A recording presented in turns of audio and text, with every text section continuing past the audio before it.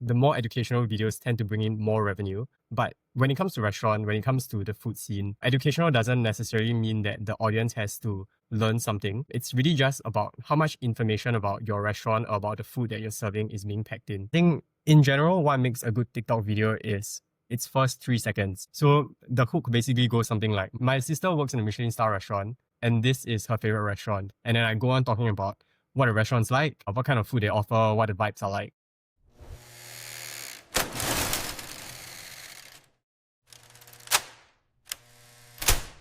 Okay, so today, like what type of TikTok videos or Instagram videos bring in the most revenue for restaurants?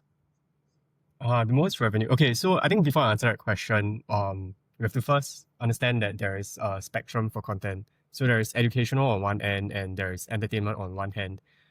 It's very hard to make a video very educational and very entertaining at the same time. So oftentimes you will have to kind of like decide how you want to angle a video, whether you want it to be more educational or more entertaining. In general, the more educational videos tend to bring in more revenue. But when it comes to restaurant, when it comes to the food scene, educational doesn't necessarily mean that the audience has to learn something. It's really just about how much information about your restaurant or about the food that you're serving is being packed in. So for example, like being able to see how a burger is being made, or being able to see I guess the ambience, the interior of the restaurant, having a feel of what it would be like to dine there. These are the things that enhances your desire for it. So just to explain a little bit more, there's actually an article on why Studio Ghibli food looks so good. There's like a whole article and a whole like YouTube video on it. And one of the reasons is because the way it was animated is that they actually showcase a relatively long process of how the food was made. And that in turn enhances your desire to want to eat it. Oh, interesting. So what you're saying is something more educational would bring in more revenue than something viral, right? Because viral isn't very Correct. converting. Yes. So viral gets you a lot of views, but it doesn't necessarily make you want to consume the products. Because oftentimes the viral videos, I mean, this isn't like a sweeping statement, just more often than not, the viral videos are the ones that have the less link to what your brand is actually about. Right. Okay, I get that. So I mean, so what makes a good TikTok video today?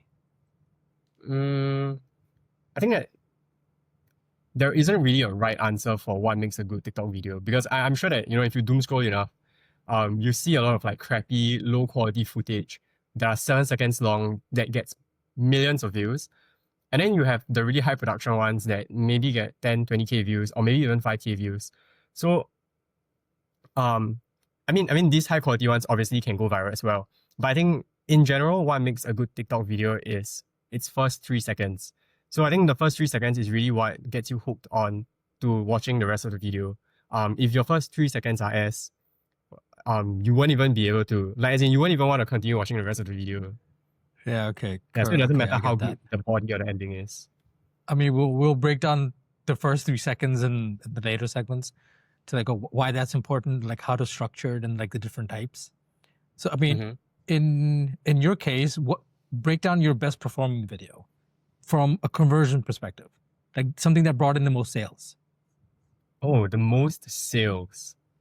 Okay, so surprisingly, okay, I guess it isn't that surprising considering what I said earlier, but it is one of the more educational videos. Basically it was a 1 minute video of how, wait, let me give you a thought. Because I only remember the hook. So the best performing video that I did in terms of conversions would be a 1 minute long form video that has an AI voiceover backtrack. So the hook basically goes something like, my sister works in a Michelin star restaurant and this is her favorite restaurant. And then I go on talking about what a restaurant's like, what kind of food they offer, what the vibes are like. So it's a very detailed sort of breakdown on the restaurant. Like anyone who watches the video would have a very strong idea on what the restaurant is like. Yeah. So I would say that the hook plays a very big part in this video. There are multiple things. One, visually, we have a very attractive lady eating a very tasty looking taco. The second thing would be the text itself, like the script. Yeah, saying that my sister worked for the Michelin Guide, it builds a sort of credibility that makes you want to, I guess, trust the video and make you want to continue watching it. Yeah, so I guess the thought process is kind of like, oh, if this guy's sister is working for the Michelin Guide, she has to have good taste. She has to know where the best spots are, and that makes me want to continue watching on. Compared to if I was just some random guy on the street telling you like this is the best restaurant I've been to, you might not be as compelled to want to find out. Yeah. Basically, so you're building authority to build a hook, and then bringing them in, and then selling them on what it is, like the SKUs or the dishes or the location, and then asking them to come in. Yep, that's Right? exactly it. Yeah. Do you remember how much revenue it brought in? I don't know the exact numbers, to be honest, but I do know that video, alongside like a series of campaigns, that we did, basically we managed to increase the revenue by 16 times in about 1.5 years. Okay, right. Yeah, Yeah. that sounds impressive. Moving on to a bit like F&B, like brand growth. When restaurants are hiring you, what problem are they trying to solve for?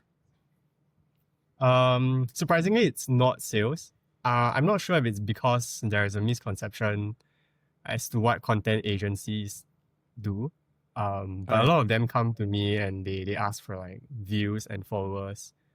So I would say that's mainly what I'm in charge of. Like most of my clients, they're more focused on like views and building a community, which is like the followers. I mean, from your perspective, like what social channels are least saturated right now and why? I would say like in Singapore, Xiaohongshu or Red Note is the least saturated right now. And I do feel like actually it has huge potential. Okay, so Xiaohongshu is a very China-based platform. In fact, I think majority of its users are based in China, but more and more Singaporeans, or like there's a bigger international audience now, especially Yeah. after the TikTok ban scare. Yeah, Oh, are in you aware of that? Singapore? In As in Singapore? everywhere and in Singapore.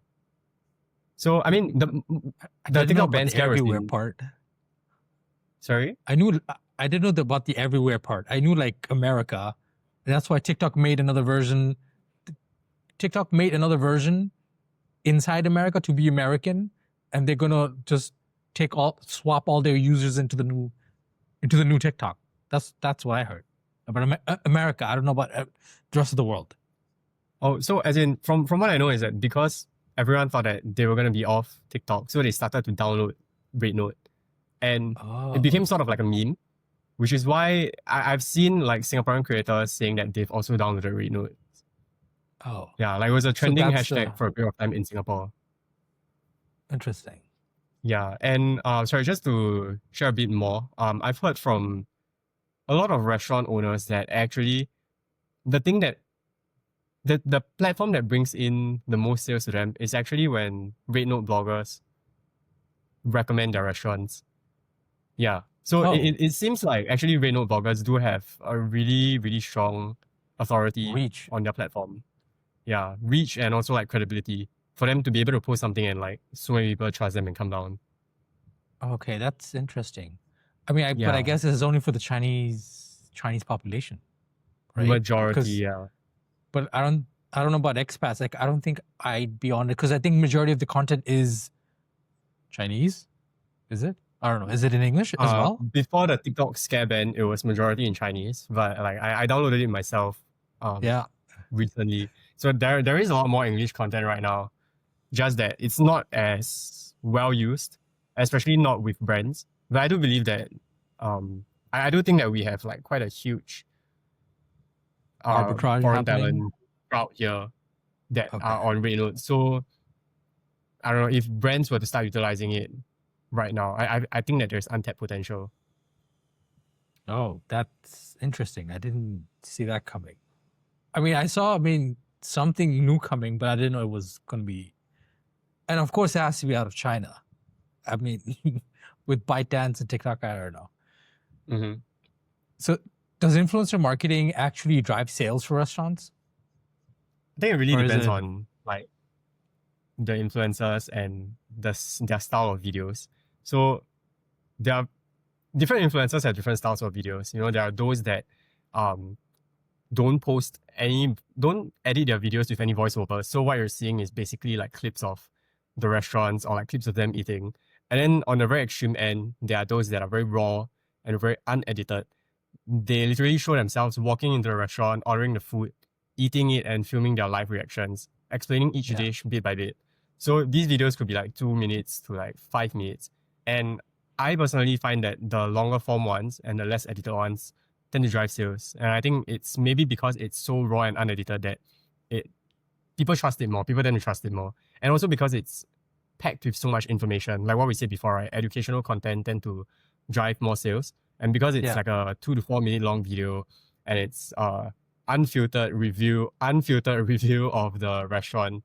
So I think that those kind of videos have a higher potential in driving sales for restaurants. So influencer marketing still has some potential, but the newer, more raw format. Yeah. Right? I mean, this is a bit of a touchy subject, but how much should restaurants pay creators, including usage rights and whitelisting fees? Okay, I'm not gonna give an exact number on this.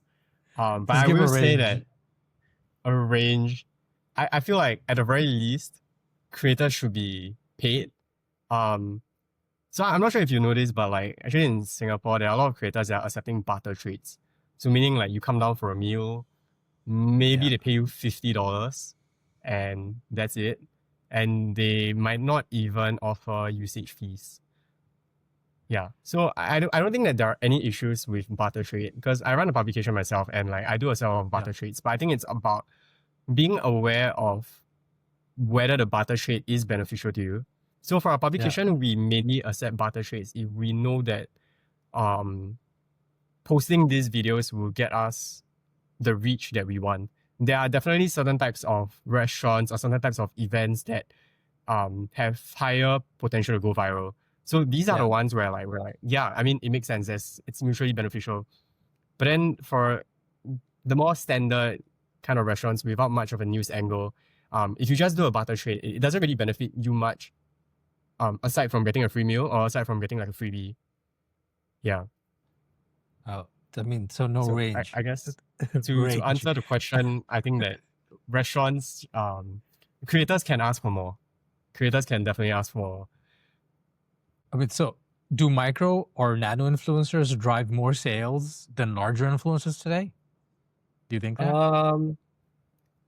I'm not so sure about driving sales per se, but if we are to consider everything, including the cost of hiring like a bunch of nano influencers versus one large influencer, I think that if I were to run a business or if I were to run a restaurant, I would probably go for like 100 nano influencers versus one large influencer.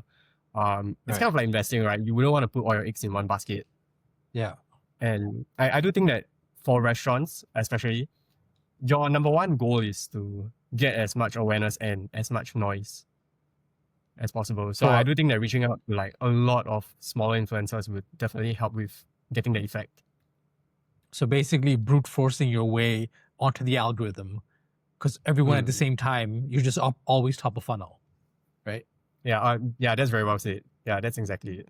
Going more into content, like and what purpose it serves. So viral versus performance content, how many times should people post to keep bringing in new customers, but also sustain sales? Like in let's say a week cadence. Oh, I don't really see like a conflict in the two though. Do you mind explaining it a bit more? Like, are you, okay, like viral versus performance, like are you just going to keep going viral? And because you mentioned earlier that viral content doesn't actually bring in sales.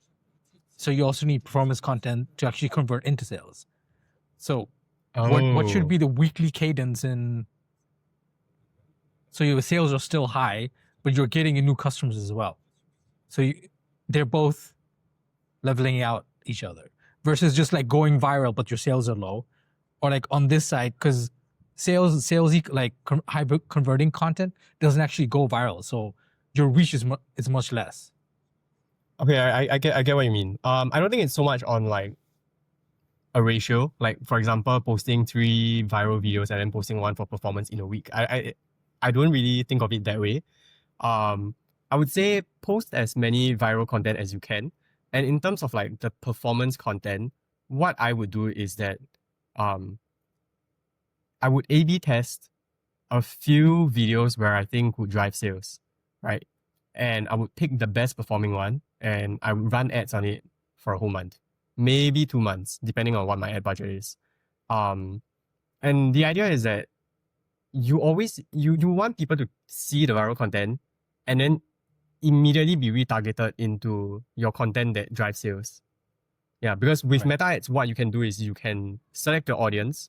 You can target people who have seen your videos or have seen your account before. So that is the strategy that I use. And just to add on a little bit more, there's a need to keep refreshing your ads, otherwise there will be ad fatigue. Yeah. Okay. Yeah, I feel that. So I mean, so what's a universal ad idea that works for all restaurants? Like whether it's a QSR or a casual dining, or maybe not fine dining, but let's just say like QSR and casual dining. Yeah, I don't really know if there is a universal ad idea that works for all restaurants, but I think that because I think that every restaurant's audience is a little bit different. Every restaurant's offering is a little bit different.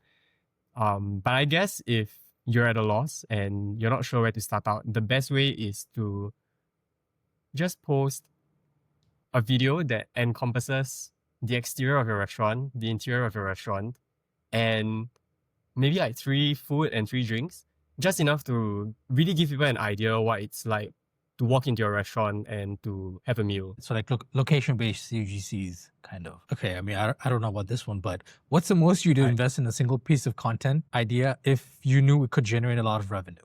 I think that good content doesn't have to be expensive, to be honest. Maybe you need like a camera and good lighting, but you don't really need to go crazy on the props and the special effects. So I don't know. I think if I already have my camera and my light, the most I'd spend is $100 for like props or whatever it is that I need. Yeah. Okay, got that. This is a no-no, but what should restaurants never do on social, even if it gets you views? Personally, I'm quite open-minded when it comes to content. I feel like in a lot of cases, bad publicity is also publicity in a sense. But I think that for restaurants specifically, you should be careful. It's not so much of like what kind of content you shouldn't do, but rather when you're filming content of your restaurant and your kitchen, it's very important to ensure that your hygiene is of a certain standard. Yeah. I mean, thankfully, the clients that I handle have really good hygiene in the kitchen. But like I know for a fact that there are a lot of kitchens that, especially those that have a closed kitchen concept, don't really take care of their space. So I do feel like if you want to film content, you really have to like rub down everything. I mean, even if you're not filming content, you should keep a clean kitchen because you're serving food from there. But yeah, this is something to take note of. Okay, I mean, moving on to more like platform plays, like for TikTok, Instagram, or even YouTube. So in 26, which platform is the highest leverage for restaurants and why? You do have to like, as in there's no like one platform that has the highest leverage. I think that every platform has their strength. So for my clients, what I would do is Instagram and TikTok are a must. If you want to do Lemonade, if you want to do Facebook or like Xiaohongshu, I mean, you can, but like Instagram and TikTok, they are essential. So for me, Instagram is sort of like your website. It is the place where people click in and they have a good sense of what your restaurant's like. So that's where you post the more aesthetic stuff. Everything is more curated. I would say that somewhat like your community is built there as well. Because that's kind of where you post your stories. Like special announcement for a special event, or I'm closing on Mondays and Wednesdays, blah, blah, blah. We've just hit like a milestone. I think those are the things where you would post a story. It's not that TikTok doesn't have stories. TikTok stories is getting quite big, but the amount of people that clicks on Instagram stories are still a lot higher than the people that are clicking on TikTok stories because it's a relatively new feature. But TikTok is also very important in terms of getting your organic reach. So as of now, I still feel that TikTok has a higher organic reach than Instagram does. And TikTok allows for more organic posting, more raw posting. So Instagram is like the more creative version of your restaurant, right? TikTok is the more raw and unfiltered version of a restaurant where you can just pick up the phone and film yourself cooking, film a POV of you cooking or like serving your customers, or like even just film yourself talking about like what it's like to open a restaurant, to really forge like a sort of authentic connection with your viewers, with your customers. Okay. I don't disagree with that. Yeah, definitely.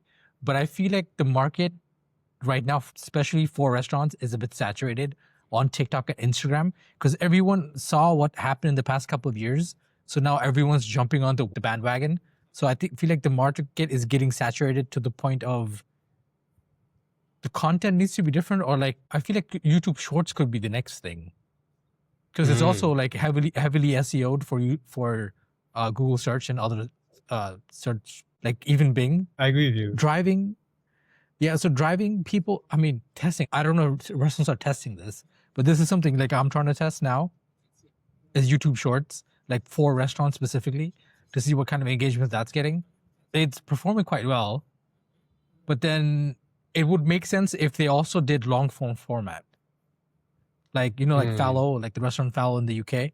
Like they do like a lot of like long form and also short form. So this would work. This would be a good play if the YouTube Shorts led to like a YouTube, like long form video or like a podcast of the restaurant. Okay, so so basically they'll film a long form, they'll post it on YouTube, and then they will cut the long form into shorts and post on YouTube Shorts. No, it was made more for short form, but they put it inside the long form for later. So it wasn't made. Oh, okay. Like this is the YouTube. We're gonna make this long YouTube and we're gonna cut it up. It was more like I need these short form clips and then I'll push it into the long form somehow. It was like it was reversed. Yeah, so I feel like that type of content can work next. I think Fallow's doing something similar. I mean, they're just fucking insane. But okay, moving on. The different types of platforms. Why does something perform better on TikTok versus Instagram? Like, is it the demographics, the type of content, or is it just the algorithm? Okay. So I actually briefly mentioned this earlier, but I would say that Instagram is the more curated version of TikTok. So I would say that if I were to post the same idea on TikTok and on IG Reels, I'll try my best to make the one on IG Reels a bit more polished.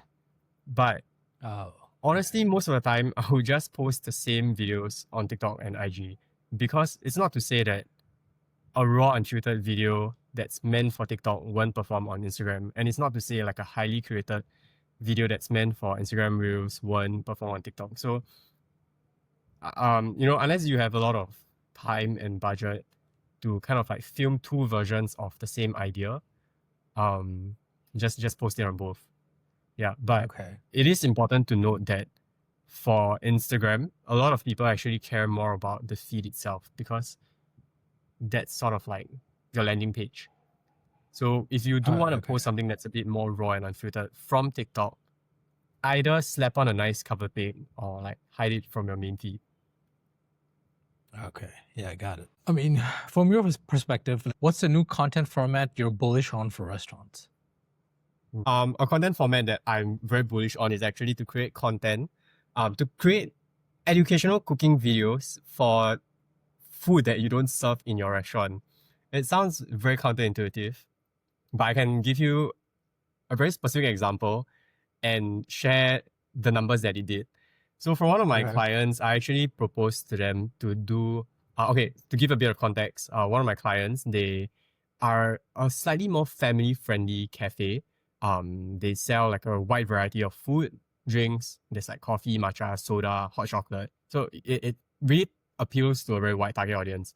So I told them, you know what, instead of showing people how your food is made, how about we create a series whereby we teach people different hacks that home cooks can follow.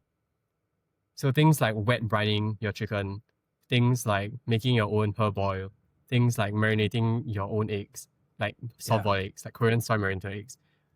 We created a series on that, basically easy home cooking hacks that you can follow.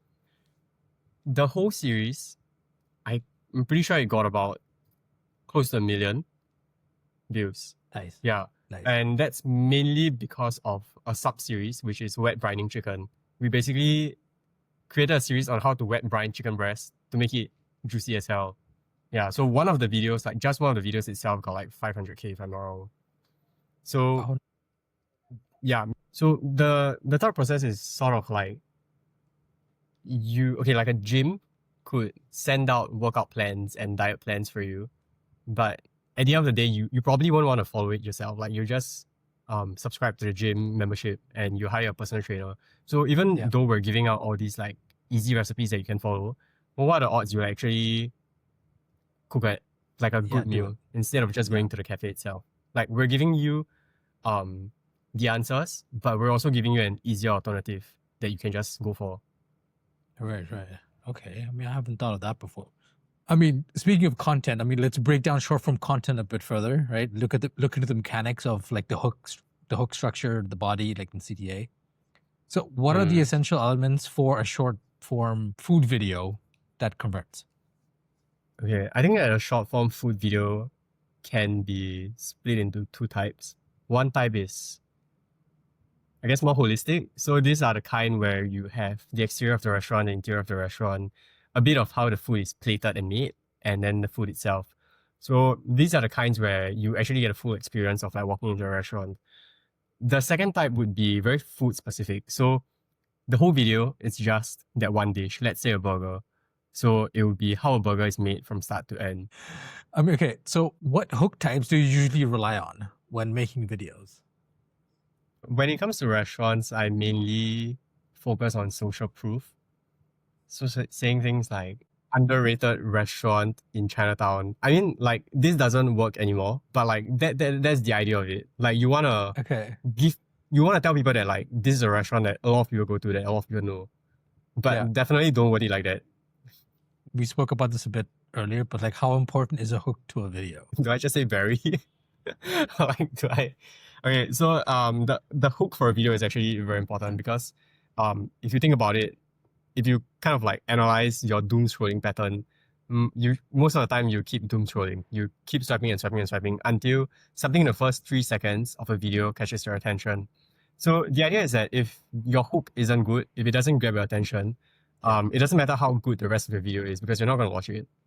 So basically, like I think Mr. Beast even said it, it's like 99% of your actual video, like the title and the thumbnail. Same thing. I mean, that's the hook for like short form video. Like trying to get that hook correct, because without it, no one's going to watch the rest of it. Right? Can you give us some examples of some hooks that went viral? Some hooks that went viral. Okay, I think everyone already knows about this, but the AI narrative trend, that was something that went viral in about April, and it's actually still going pretty strong. So organic content creators don't really use them anymore, but I still see it used very heavily in ads. And I would want to say that it went, like, if I were to break it down, I would want to say it's because of, one, the novelty of it. Most of the times, if you see like a human creator, you probably expect like a first person human voice, but now it's an AI voice from a third person's perspective. So there was like the novelty of it. A lot of these clips, especially like the first few that went viral, it was also very, very well filmed. Interesting angles, I would say. So visually, it was also very appealing. Yeah. And if I were to break down what a high performing hook is, it's really the text that you see on screen, what you hear, and the visuals. So those already like hit two of the checkpoints. Okay. I mean, you've created a lot of videos. So what type of hooks led to sales? Oh, well, I think when it comes to sales, having a sense of urgency is very good. So things like, oh, it ends in a week or for the next 3 days. But of course, like, I mean, if you're not running a promotion, that wouldn't really work. So the other thing you could consider would be challenging popular beliefs. So a lot of people think that, a burger is supposed to be like this, but actually we do it like this. And then you would be interested to find out like, wait, what do you mean? Like, what exactly are you doing that's different from what I would normally believe in? Let me give a third one. Oh, the third one would be to leverage on something popular as well. So it's very similar to the second one, but instead of offering like a contrarian belief, what you would do is you basically leverage on like a popular idea, and then you say, if you love this, you're gonna love this. So you are basically kind of like funneling a different set of fan base into your own restaurant. Okay, that makes sense. So I mean, after you created the video and you like launched it out, so how do you decide if a video is good? Like, what metrics are you paying attention to? I think it depends on whether you are creating a viral video or a high conversion video. So if you're creating a viral video, like all you really need to look at is the views. But if you're creating a high conversion videos, you might not necessarily get really high views. Maybe you get like a 5K video, like you get 5K views for that video. But if you have a high saves to share ratio to your likes, then that would mean that whoever is watching the video has a high chance of actually coming down to your restaurant. Right. So about like what percentage do you think? Like I would say the like to share ratio. 30% is the minimum. Okay. How do you differentiate like a high performing content from a low performing one in terms of sales? Okay. Usually when we see something hit at least 30% like to share ratio, those are the ones we're running ads on. Obviously, it's also dependent on after you run the ad, where does the ad go to?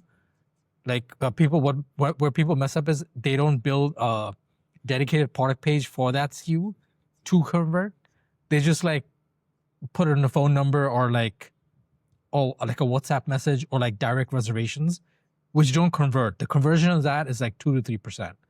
But if that ad actually went to a product page and the product page was optimized for conversions, those ads perform at least 20 to 35% higher. Definitely. From our tests. Okay. I mean, talking about it from the owner's perspective, like what's one KPI most owners obsess over that you ask them to ignore? Ooh, okay. I think a lot of clients, when we first sit down to discuss, one thing that they always bring up is they want their followers to grow. But followers don't actually mean much when you don't have the sales. You can have very, very few followers, but have very, very high performing videos, and you can still get the sales. I think that the followers is more of like a long-term project that you want to build because it represents the community. So something that's more community-based is actually like at the very bottom of the funnel, and we call them advocates. Yeah, so these are the people who would actually help you market your restaurant because they love it so much. So it's not that it's not important. It's just not something that you want to focus on first, especially if you're coming to me and you're troubled about your sales. All right. Okay. Also, when restaurants approach you guys, I mean, what's the biggest misconception restaurant owners have when they hear content agency? Okay, so I think that the biggest misconception would be that we don't care about sales. And I don't think that's true. So I think when they hear content agency, they think like, oh, you just film silly TikToks that go viral. But so what if it goes viral, right? As in like virality doesn't convert to sales. So that is their mindset. Right. They're not wrong, but I think it's more of how you communicate your needs, your marketing needs with the content agency itself. So if you tell them like, actually I do need sales, I'm sure most content agency, or at least mine, would come up with a very different strategy from one that is solely views and maybe even followers. Right. Moving away from that, let's talk a bit about AI because that's the hot topic of 2025 with VO3 and then recently Nano Banana. Like, how are you using AI for restaurant content? So for me, I wouldn't say that I use AI as extensively as I can. So I do use the basic things like ChatGPT to help me, start off with a draft, maybe help me brainstorm, like I'll bounce my ideas off them. And maybe a little bit of Sora just to generate some like funky PNGs that I can use for content. Yeah. Does ElevenLabs count? Yeah, so ElevenLabs definitely counts. It's AI generated audio. I mean, even with their new things where you just input a video and then it will read what the video is about, and then it'll give you music according to the video. I'm like, damn. I think one thing that I really look forward to when it comes to the advancement of AI, specifically when it comes to ElevenLabs, is that, okay, so a lot of times when I work with my clients, right, it's very hard to catch the time. it's very hard to get like a voiceover. So ElevenLabs has this function whereby you can upload clips of like a certain voice and they'll try to mimic the tone and the cadence. But it's still not as natural as I would like it to be. So hopefully in the future, like that gets better. Oh, I mean, it's definitely. Oh, that's because I think you're using the. Are you using the $5 version or the Pro? Like I think $20 or $30 version. $5. Oh, there's a difference. Yeah, that's why. Yeah, there's a big difference. There's a damn, like okay. night. There's a night and day difference. So if a restaurant owner had $1,000 to promote their new brunch menu, how should they spend it? I think that every owner, not just restaurant owner, should be somewhat competent in content creation. So I would say that you as a restaurant owner, create the content yourself and then use $1,000 to run ads on it. You can consider influencer marketing, Okay. but if your brunch menu is attractive enough, to be honest, you would at least get a lot of nano influencers to want to come down. If your brunch menu is really, really enticing, that means the product itself is really good, you wouldn't have much of an issue getting even like the bigger influencers to come down. So yeah, I would say like $1,000 Right. all on ads. But that is if you are somewhat decent at making content and your food is actually great. Looking at other restaurants, like which restaurants do you feel are making great content today? Well, definitely aside from the ones that I manage, I think that Caprica is doing very, very good. I really, really love their content. It's very raw, but somehow it feels very polished. And they're the ones that basically they came up with, I don't know if they came up with it, but like at least the first time I saw it, it was basically like a phone call kind of interaction. And the one that the one that was really memorable to me was one where someone called in and said like, hey, have you seen this guy? And then the staff would say, who are you talking about?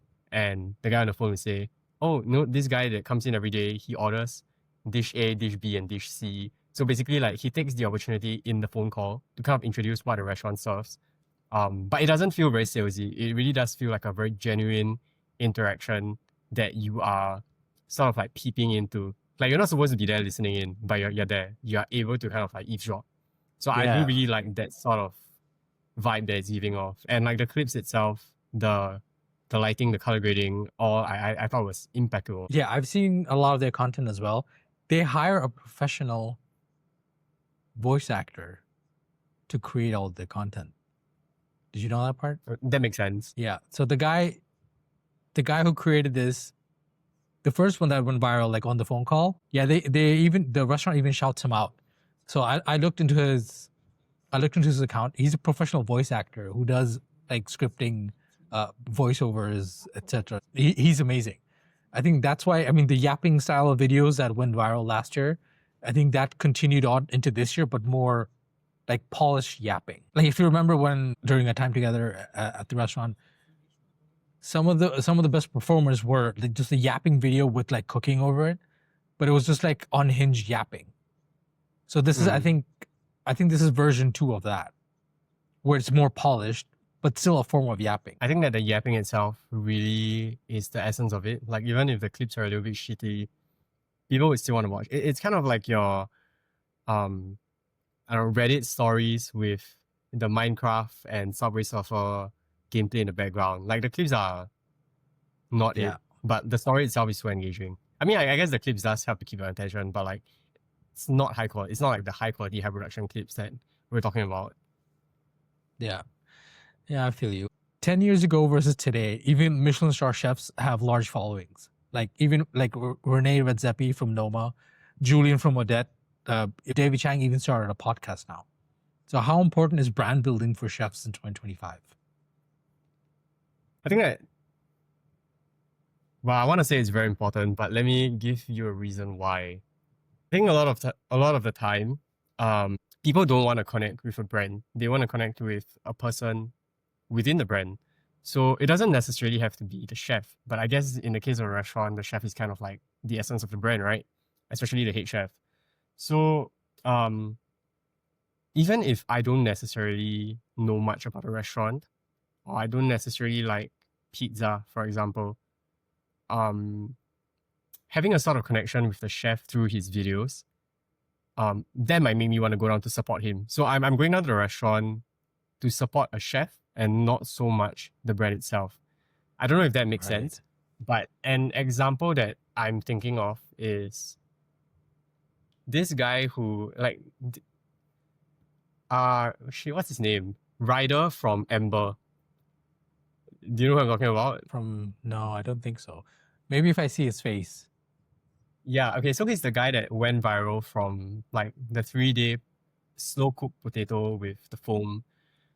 And he's from a restaurant. Yeah, I'll send it to you later. Yeah, but basically, the restaurant is really good at making content. So what they do is they show the behind the scenes of how they make like different foods, and they showcase different chefs making different foods. So kind of like they have multiple personas there, and every persona, like every chef, is very engaging.